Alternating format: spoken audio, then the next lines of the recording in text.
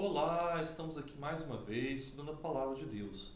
E o capítulo que veremos da Bíblia de hoje é 1 Reis 21.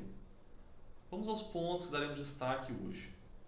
O primeiro deles é que esse capítulo vai relatar mais um momento em que o rei Acabe retorna para casa aborrecido e indignado, por ter sido contrariado nas suas vontades, nos seus caminhos, nos seus atos. E aí vemos no final do capítulo anterior que, após ter recebido uma reprimenda ali de um discípulo dos profetas por sua ação em poupar o rei inimigo, ele voltou para casa dessa forma. E agora também, após ter sido contrariado por Nabote, que se recusou a vender ou mesmo dar em troca a sua vinha que Acabe tanto queria.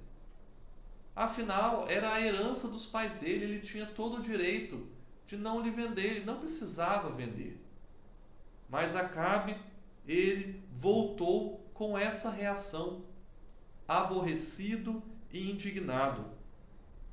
E agora, ele externando esse aborrecimento, não querendo comer, a sua esposa Jezabel, vendo isso, inquiriu por que ele estava dessa forma. E ao ele explicar, ela perguntou: mas você é o rei ou o quê? Não é você que tem todo Israel a seus pés? Resolva essa situação. E prometeu que ela própria resolveria isso.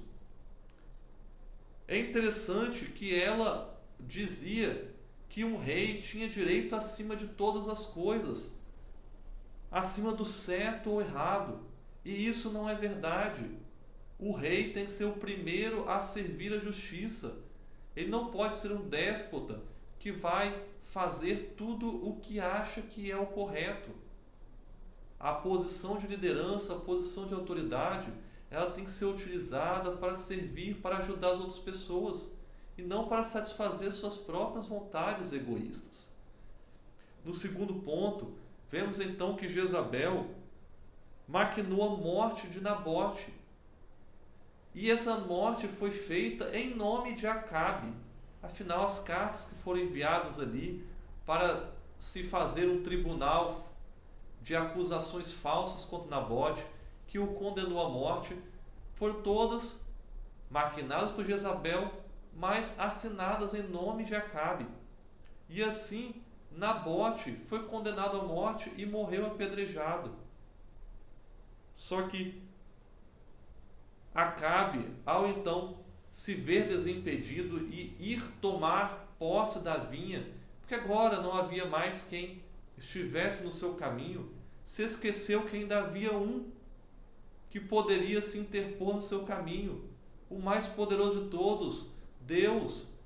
Deus havia visto tudo isso e mandou Elias para se interpor ali entre Acabe e a realização dos seus desejos de possuir a vinha de Nabote.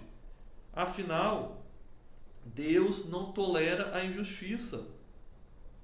E o verso 25 vai resumir esse ato com Acabe se vendendo para fazer o que era mal aos olhos do Senhor. E isso tudo porque Jezabel o instigava. Acabe, ele era um rei fraco. Ele tinha um temperamento ruim.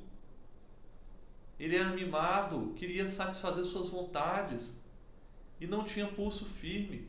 E por isso ele era controlado pela sua esposa Jezabel, que o instigava a fazer o mal. Afinal, ela era uma mulher má, criada através de ações más. E por isso Acabe, por não colocar freios, acabou sofrendo as consequências, que é o que vemos então no terceiro ponto de destaque, onde Elias foi enviado por Deus para lhes dar duras mensagens de repreensão a Acabe, porque ele havia matado, se bem que, como vimos, não havia sido ele o planejador do assassinato, mas ele foi cúmplice e não condenou o ato de sua esposa. E depois ele havia tomado a herança. E aí podemos fazer uma relação desse ato de Acabe com o pecado de Davi, que Davi também havia matado Urias e tomado a sua herança, a sua esposa. Ambos pecaram. Só que a diferença foi que Davi tinha um coração mais propenso a se humilhar perante Deus. E Acabe, ele, ao ser confrontado com as consequências do seu erro, dizendo que o seu próprio sangue seria derramado onde havia sido derramado o sangue de Nabote, e assim sua posteridade também seria exterminada, como for a casa de Jeroboão, a casa de Baasa. Acabe ouviu isso e provavelmente se lembrou do que havia acontecido com Davi e resolveu se humilhar perante o Senhor. A Bíblia não diz se esse arrependimento foi sincero ou não, mas a verdade é que Deus, vendo a humilhação de Acabe, ele resolve adiar ali a execução da pena que havia dado a Acabe, à casa de Acabe. Então, ele adiou esse mal da exterminação da sua casa. Deus é um Deus misericordioso até o mais terrível pecador, como foi com Davi, como foi com Acabe nesse momento, e como será muitas e muitas vezes na Bíblia a sua misericórdia sendo levada a perdoar grandes pecadores. Mas é por essa misericórdia que nós também podemos ser perdoados, porque nós também somos pecadores e carecemos da graça de Deus. Vamos clamar por essa graça, confessando os nossos pecados ao Senhor e buscando que Ele possa nos guiar em novidade de vida, numa vida pura e santa, conforme a sua vontade, aqui descrita na palavra de Deus.